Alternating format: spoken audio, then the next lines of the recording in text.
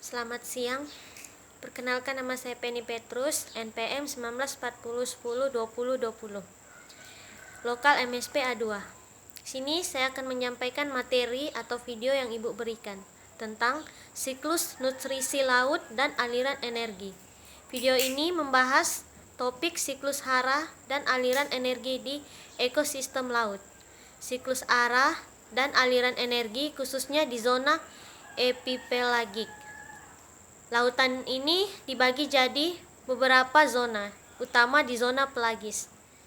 Dan yang pertama, epipelagik. Lapisan laut ini berada pada yang permukaan teratas hingga kedalaman 200 meter. Dalam kurung 658 kaki. Dengan intensitas cahaya matahari terang yang cukup untuk berfotosintesis. Hampir semua produksi primer di laut terjadi di sini. Akibatnya, tumbuhan dan hewan sebagian besar berada di zona ini. Dan yang kedua, mesopelagik adalah bagian dari zona pelagik yang memanjang dari kedalaman 200 hingga 1000 meter di bawah permukaan laut. Zona mesopelagik terletak antara epipelagik fotik di bagian atas dan batik pelagik afotik di bawahnya, di mana tidak ada cahaya sama sekali di sana. Dan yang ketiga, batial pelagik adalah bagian dari laut terbuka yang memanjang dari kedalaman 1000 sampai 4000 meter dalam kurung 3.300 ke 13.100 ft di bawah permukaan laut. Laut itu terletak di antara mesopelagik di atas bawah permukaan laut.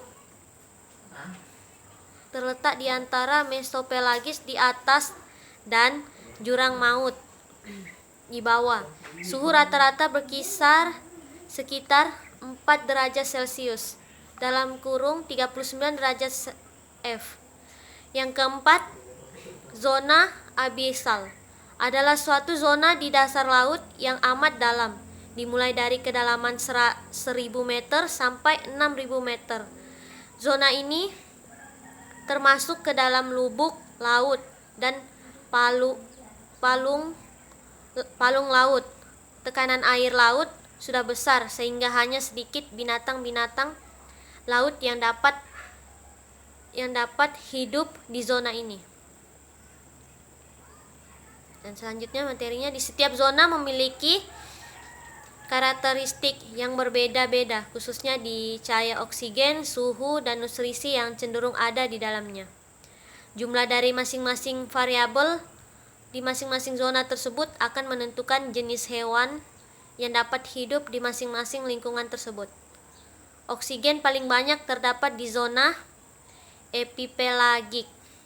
Organisme yang hidup di zona ini seperti fitoplankton. Ada banyak nutrisi di zona epipelagik.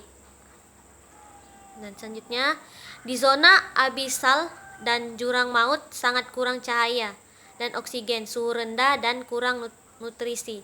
Sehingga organisme yang hidup di sini harusnya organisme yang memiliki adaptasi yang spesifik untuk bertahan hidup dalam suatu ekosistem. Selanjutnya, siklus nutrisi laut dan aliran energi. Lingkungannya yang cenderung mempengaruhi organisme dan begitupun sebaliknya melalui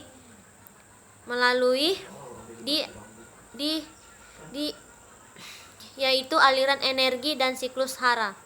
Interaksi ini mencakup faktor hidup dan non-hidup.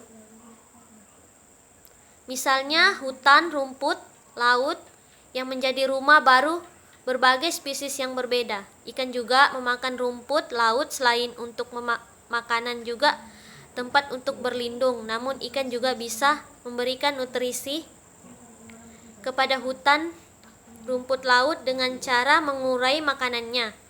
Ikan juga cenderung dapat membantu menjaga hutan rumput laut agar tetap terkendali dengan memakan daun rusak. Dengan ini hutan rumput laut tumbuh dengan kuat. Hutan rumput laut juga berfotosintesis dan menghasilkan oksigen yang dibutuhkan ikan untuk bernapas. Ikan mengambil oksigen dari rumput laut dan menghembus karbon dioksida, dan karbon dioksida tersebut diambil oleh rumput laut sehingga bisa melakukan lebih banyak fotosintesis. Selanjutnya, siklus nutrisi. Produsen, konsumen, dan pengurai. Komponen biotik atau komponen hayati adalah organisme autotrof. Organisme autotrof juga dikenal sebagai produsen, dikatakan sebagai produsen karena organisme ini dapat membuat makanannya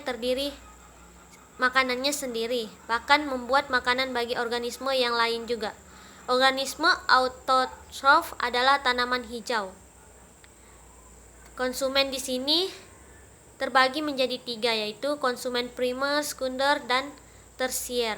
Dan di sini juga ada yang namanya konsumen kuartener, yakni adalah organisme yang menduduki tingkat trofik kelima atau tersebut. Konsumen keempat yang memasang konsumen tersier atau ketiga. Selanjutnya, penguraian. Pengurai di sini berperan untuk mengurai produsen atau konsumer yang mati. Berikut adalah contoh dimulai dari fitoplankton atau zooplankton, kemudian ikan besar. Nutrisi akan mengalir dan filoplankton ke zooplankton saat zooplankton memakan filoplankton yang berukuran kecil. Ketika salah satu organisme ini mati, mereka akan dipecah oleh pengurai dan nutrisi akan mengalir ke siklus lagi.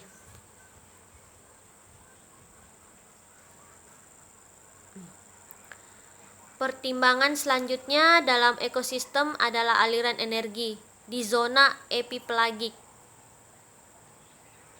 Energi tersebut berasal dari matahari. Cahaya bergerak menuju bumi dalam bentuk fotocahaya. Produksi